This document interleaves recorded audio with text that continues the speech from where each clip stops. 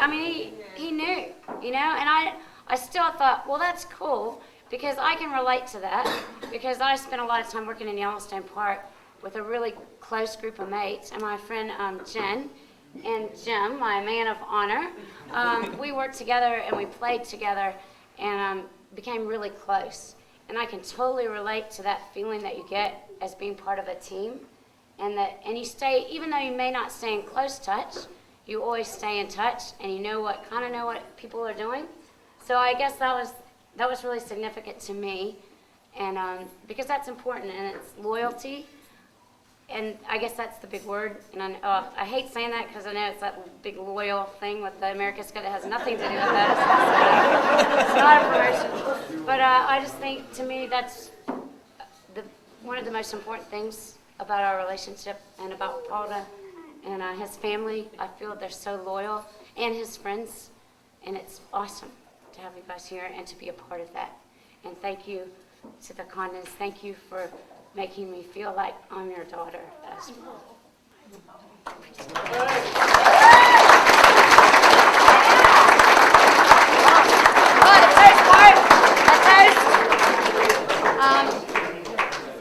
I'm not just toasting my bridegroom here. I'd like to toast the whānau of the Condons and the whānau of Hornby and Riccarton, my statesmates, and everybody here. You guys are all family.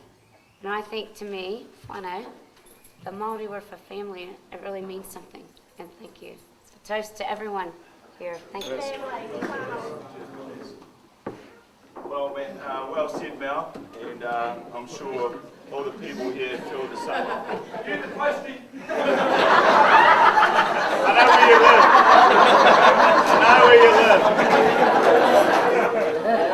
Well said, Mel, and I'd just like to say on behalf of all the Hornby people anyway, the friendship things goes a long way, and we feel the same way about you, so it's been great. Okay, so we're going to move on to the next person now, and that lucky person is going to be Jimmy. Yeah, Jimmy. All right.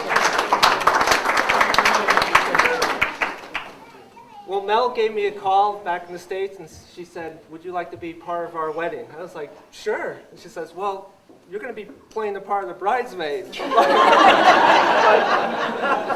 have bad hearing. I was like, say that again? But it's truly an honor to be the man of the honor for Mel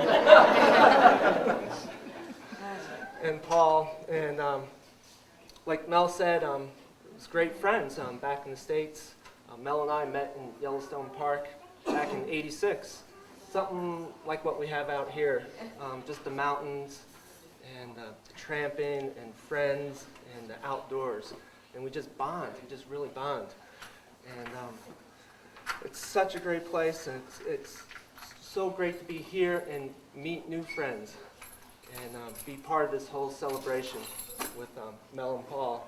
I just have one short story to tell. All right, story, excellent. You know, Mel was out in the bush with a hunting camp, and she was rounding up the horses one morning, and she got on bareback and came back to the camp, except there was a low branch in the way, and took her right out. And then she got a free helicopter ride out of the bush, straight to the hospital.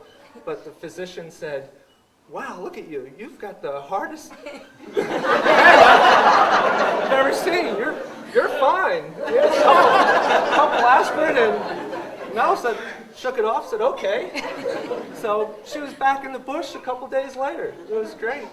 And, you know, doctor said she has a hard head, but I know Mel has the biggest heart. And it's so sweet, and I love her. And Paul, you're a great guy, me too. Love you so Thanks, much, Mel. Jimmy. Yep. So here's a toast to all of us here, and to Mel, and to Paul. What a great couple. Cheers. You might. All right. Thanks, Jimmy. Okay, well said, Jimmy. Any rude comments from the floor?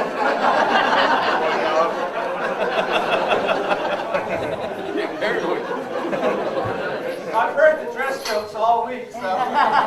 They said to tell a joke, but I couldn't come up with one. So Neville whispered something into my ear.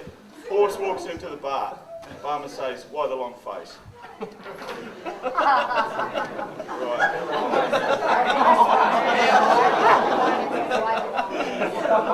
Okay. Any more trouble from the audience, I'll call in the Marines.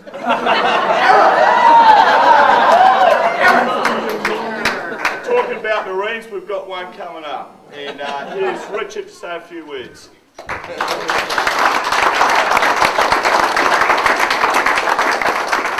Well, first off, Melanie said this was a toast and not a roast. All I'll say is, following on with Jim, she showed up to pick me up at university when I was at university one Christmas, and her whole face was like puffed out in black. And the story was the same one that Jim just told, what happened. Except I think she added the part about jumping off a horse, and she added a few more details to make her seem heroic. But bottom line of that story is, she showed up with a swollen face, you know, half purple, half white, and she was still the most happy, buoyant, positive person you could ever want to meet. And picking somebody up from a military school, that's kind of nice to see come to your way. Oh, where to start? Melanie, family-wise, she was always the first. She's the oldest.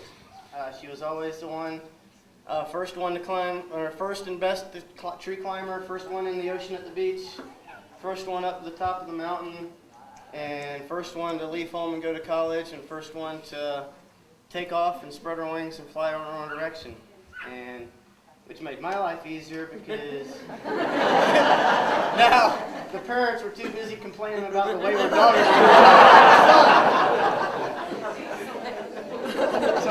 So when I took off to the military and kind of never went home after I hit 18 and finished school, they didn't really notice me. They were all complaining about Melanie. But she did. She made life a lot easier for me, not only because she's so positive and outgoing, but she really, and knowing the Southern Baptist household, if you can relate to that, which probably none of you can, but except American. Now, we were raised on it's work, work, work, school, work, and seeing Melanie out of Yellowstone and then later here in New Zealand, to borrow a phrase I heard around here, you should really work just so you can live and not really live just to work.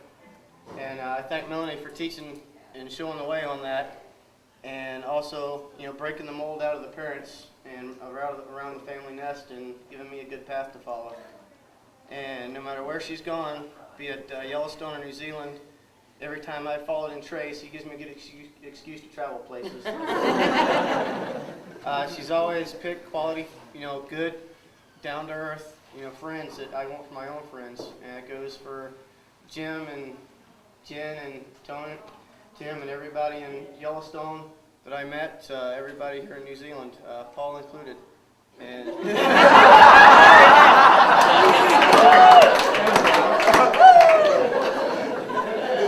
and I will say this for Paul as a sidebar. For those of you that can believe it, it's not just a beer talking. He spent a week with my parents, and to my knowledge, he only said one cuss word and only drank once.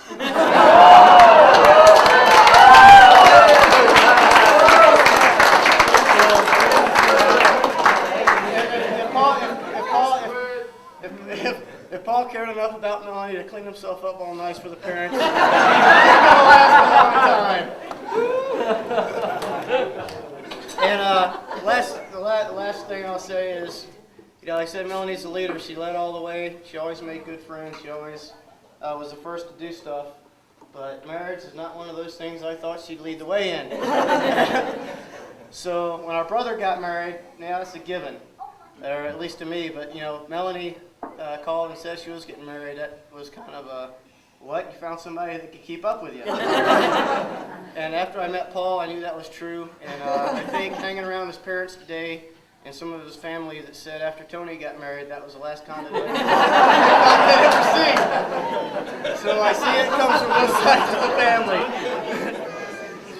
So we thought my brother getting married was the last week's wedding, and I guess they, some of the condoms thought after Tony got married that was it for them. So I guess fate's spoken, the gods have smiled, and Melanie, I wish you all the best, long and happy life, and keep moving around so I can keep going to new countries to say hi.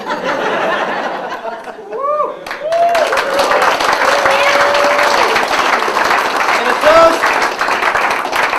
I'll close it with a toast to the couple, the new brother-in-law and the sister. Can you ask for more? Cheers. Yes.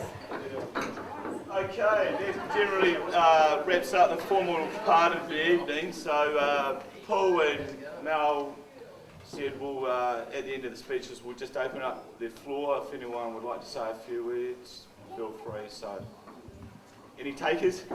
Oh, yeah, this. Aaron.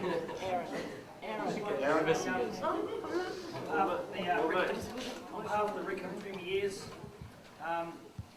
was just awesome playing alongside you, Paul, and having your wife, Mel, as our manager was awesome as well. I just want to thank you for your time and your efforts that you'll put in, and you can get rid of that photo because you've got a new one.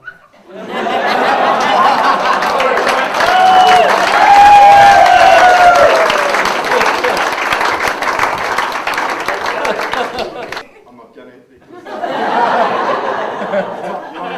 But one amazing thing is I've had about 70, 80 kids come up to me in the last couple of weeks and asked me to pass on their congratulations.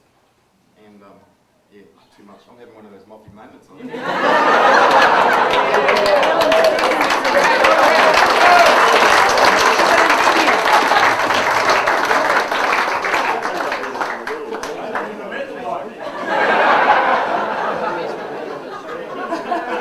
Neville, you got anything to say?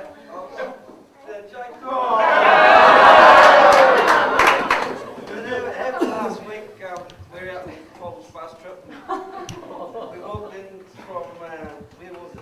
The old days. Paul walked in with a guitar seal under his arm, went up the bar. Said, "Oh, give us a pint of spikes and one for the road."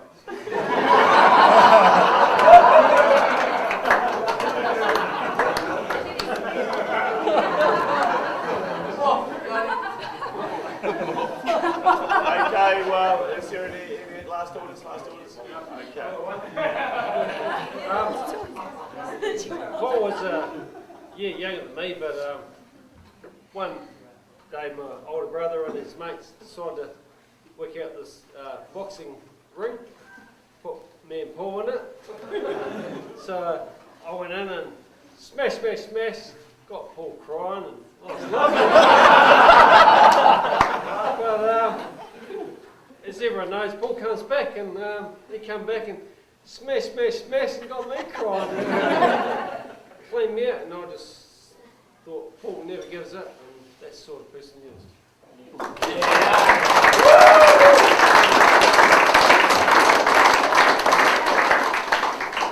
Okay, well, that sounds like it's about it. So it's been a great day tonight.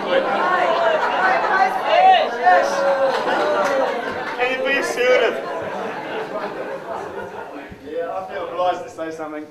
I spent 26 years making speeches. I thought I could get out of this one, but I can't. When I look around today, it's about what people have already said. It's family and it's friends. And to me, that's a very, very special thing, especially when you bring people into a place like this.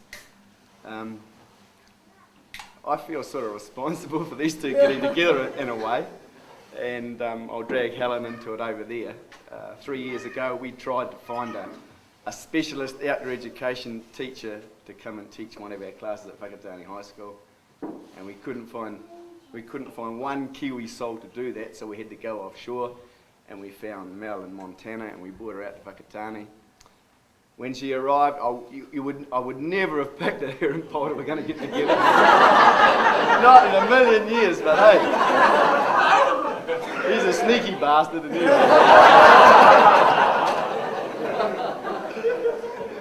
But yeah, I love them both. Mel, you were effervescent bubble of enthusiasm. When you arrived, Paula used to say to me, KB, is she for real, or is she just, or is she taking the piss out of us? And she's for real, and I think you've sorted that one out for sure. So yeah, I love you heaps, Mel. You know, you've been just a neat input into my life, and Paula, you've been a treasured colleague for me. And I hope, you know, in years to come that we keep our friendship together, and I'm looking forward to it. Bring all your 12 children home. I stand here representing people that couldn't be here, I suppose. You know, and I mentioned a few: Barley, Son, Thomas, Brownie, Rickster, Son, and that would have loved to have been here. And so, yeah, thanks heaps for creating this. So stand, and we'll propose a toast to absent friends. Oh, absolutely. To absent friends.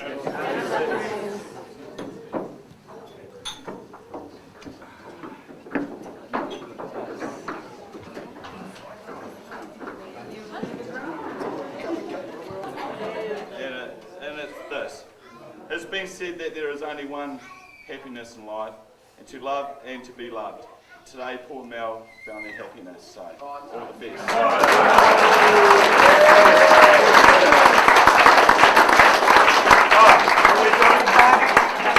We're doing it now. Yep. Okay, so we need all the single guys and a single... All right. You're just gonna have to aim it that way.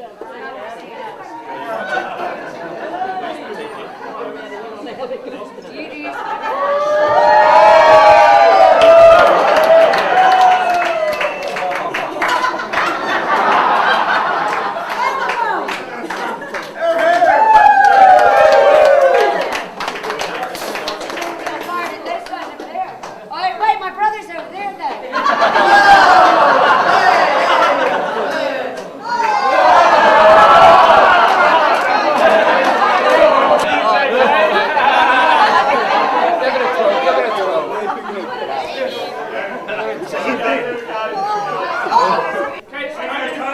Go, Tone!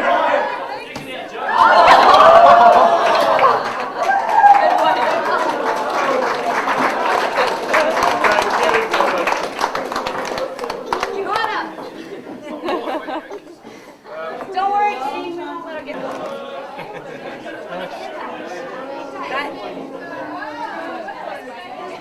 Yeah. Are you gonna make another cut? Don't underneath that. Don't get behind the hill. Oh, things are going to come down. Why do we keep cutting? We don't keep You wanna cutting. keep Just cutting these? pretend. No. Eat it. Eat it. All right. Yeah. Eat it. No, hang on. What are you gonna feed Yeah. the cake? Yeah. Right away. Yeah. There you go.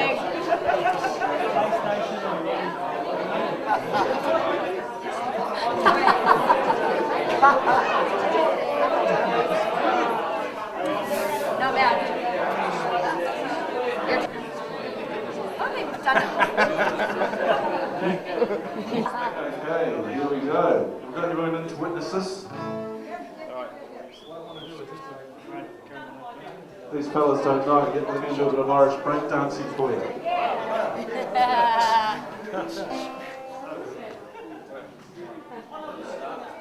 Here we go. Okay, little Bat Kenny song.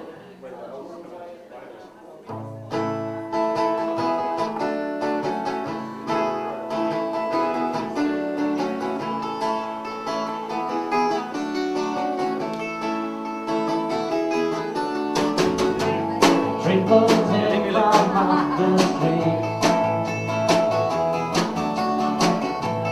Something low like a mother's heartbeat.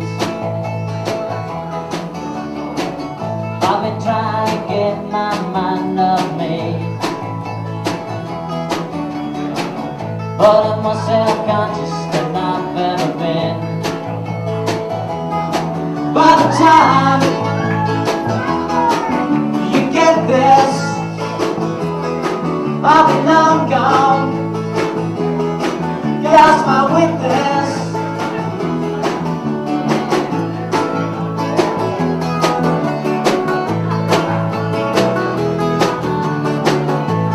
It's all there in black and white. It's just the story of my life. Either you get it or you don't. You're the only one I've ever told. By the time you get there,